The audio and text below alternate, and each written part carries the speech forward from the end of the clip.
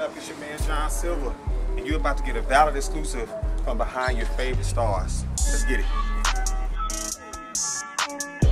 Welcome to my humble abode. We out here in the valley. As some of you guys know, watch your step. That's a doozy. My dog got shit everywhere.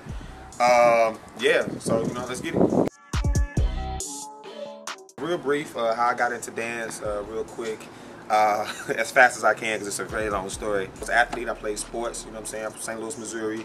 So that's what it was about. Was playing sports, using the streets, or you was getting girls. So I just choose to play sports. You know what I mean? And I saw a pep rally one day that McClure North. They had a dance team called McClure North.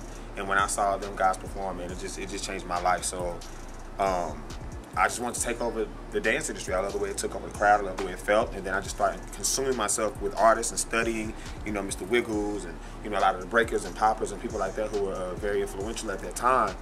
And shoot, junior year, I packed my bags up for a one-way trip to LA. My mama was like, baby, please don't go, where you going, baby?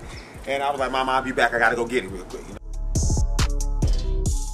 It used to be about coming in and being talented, but now we have so many stereotypes now where, they want you to, have long hair, watch out for my 78 Corvette, shameless plug. And, you know what I'm saying? Yeah. What was I? Oh, so, but nowadays you have so many people, the politics being like, long hair, big butt, small waist. You know what I mean? Let's go up here on my patio. Let's talk about it up here. It's not about your talent anymore. It just becomes about,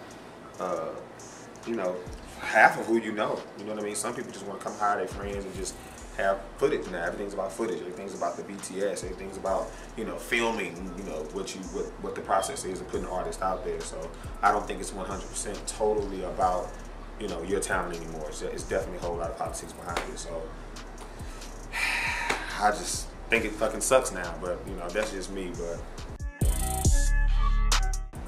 well, my big break, my claim to fame would be on Marion. It was right after the time he broke up from B2K, and we all know once he went solo, he was out of here. Touch, he changed the whole dance game, which is a whole new phenomenon, just back to just that real men just busting, you know what I'm saying, moving isolations and stuff like that. And that's who basically shaped me from that. Because then from there, you got Chris Brown as a young kid who was on the side of the stage looking up at us like, you know what I mean? You got Neo, you got all these guys who knew who I was because of the platform that Omarion put me on, and from there it was just smooth sailing, and also being humble and being who you are. If you're really a cool dude and you're really, like I say, humble and about your spirit, and you got to get energy. That's what artists feed off of in the industry, and still to this day.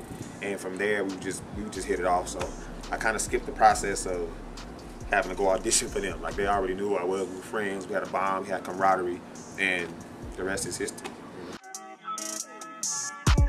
When I said skipping the process, it didn't mean that I didn't have to audition or have my moments of auditioning or being let down. I didn't skip over that. I mean in the sense of I was with those guys and they already knew that they had their eye on me in an audition. So I had a little bit of favoritism. Some people knew they wanted to rock with me. That does not include the first 2 years I was here. You know what I mean? Like, that's me losing jobs because I heard that I would upstage the artist, not because of my talent. Yet again, they said that they didn't want the artist to get more attention to me on stage. That was so fucking whack to me. And I went home. I think I broke out in highs that day. I want to go home and catch a flight.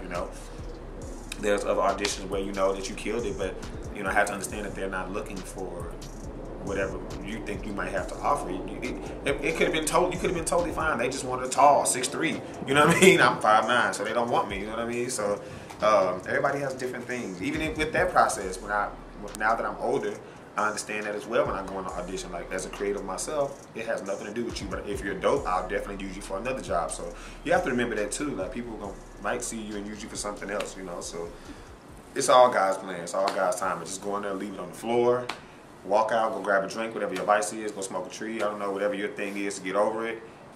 Get back out and do it all again. You know what I'm saying? Get it off your chest. So not that I'm promoting any type of substance abuse. If you like to play sports or you like to swim or whatever, like, do that too. Whatever your vice is, like, but keep it moving. It's too many politics.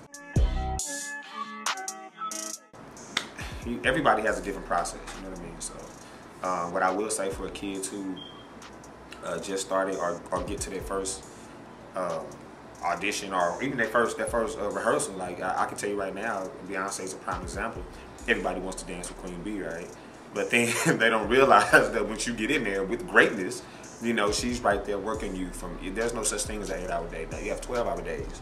You know what I mean? Now she's pushing, but she's over there doing the same thing with you, or she's over here recording the album. You know, when I go with J-Lo, it's we go in, we go hard, we work out, we stretch, you know, with her right in front of us, you know, with J-Lo's buns right in front of us, you know, he's just in there like, oh, look what I'm fucking looking at. So, you know, whatever. But you know, we start out with a workout, you know, she makes sure our body's right, you know, and then after that we just go hard. Even she's in there going hard, throwing herself around and just trusting the process of creating. Then you have some people, you know, you walk into an audition like when I used to work with Marion or Chris, like where it's so much fun. You know, we're getting our work done, we're over here being productive, but then the rest of it is just like frat boys, you know, you punching each other, playing games, you know, and just vibing, freestyling, and letting things happen organically as we're in the room, you know what I mean? Then you have other rehearsals that I've been to where, you know, I ain't gonna put this artist out there, but he's very well known, where it's just fucking hell. You know, they're acting like Michael Jackson, you know what I'm saying, making us do stuff over and over. Are we just learning a routine, and then they're like expecting us to perform it as we're not even digesting what the moves are, you know what I mean? And, you know, they up your ass, you know, it's like this, it's just different processes, and then if you want to be great, you gotta understand that everything's not given to you. You know, a lot of times we come here with, you know, I would say a lot of the millennials feel entitled, you know, and it's you have to pay your dues, you know, and that's one of the things the dues you will pay, and is going to a rehearsal where you're not getting your way, you're being disciplined. You know, discipline it builds character. So I would say, in a rehearsal like that, just realize you're getting paid, be happy, or you could be sitting at home talking about you wish you was in rehearsal. So you know what I'm saying? It's perspective. It's all perspective. So I hated going on tour, all the traveling, call time, flying so much because I was tired, but it became normal to me. It became a normal thing to where my everyday life now when I'm flying, going to the airport, you know, I already know what to do. Like it's like clockwork, you know what I mean? I'm used to that process. And even through the process of knowing so many people and dancing with different artists and, you know, jumping around from production and crew and stuff like that, I like to learn the behind the scenes stuff. So I like to learn how to put together dailies, you know, the tour schedule or the day schedule, you know what I mean? In my process of dancer to choreographer to creative director, now I understand what their process is.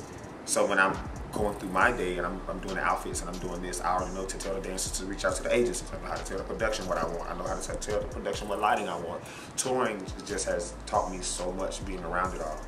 And then now that I'm on to a new level of business, I just partnered up with Kenny Price and started a luxury Sprinter exotic car business. And because of dealing with celebrities and you know, understanding how their attitudes are, you know, now I have something to offer them, and then they come back and I already understand the business of it, you know. So dancers helped me with that. Dancers also taught me to use my friends. Not when I say use in a literal term, I just mean like I'm sitting up here around with all these celebrities and we're hanging out and I'm cool with a lot of them at my house and doing all this stuff, and everybody's calling me to get to them, and I'm setting up all these things for everybody else to make money. I'm like, wow, wait a minute.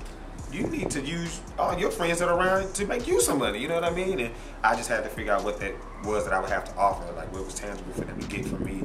And by golly, everybody needs transportation, right? Everybody want to ride in a Rolls Royce, Ferrari, whatever. Well, I got that. So, Silver Price Penny, shameless plug. If you need me, I'm here in LA to Vegas. Reach out.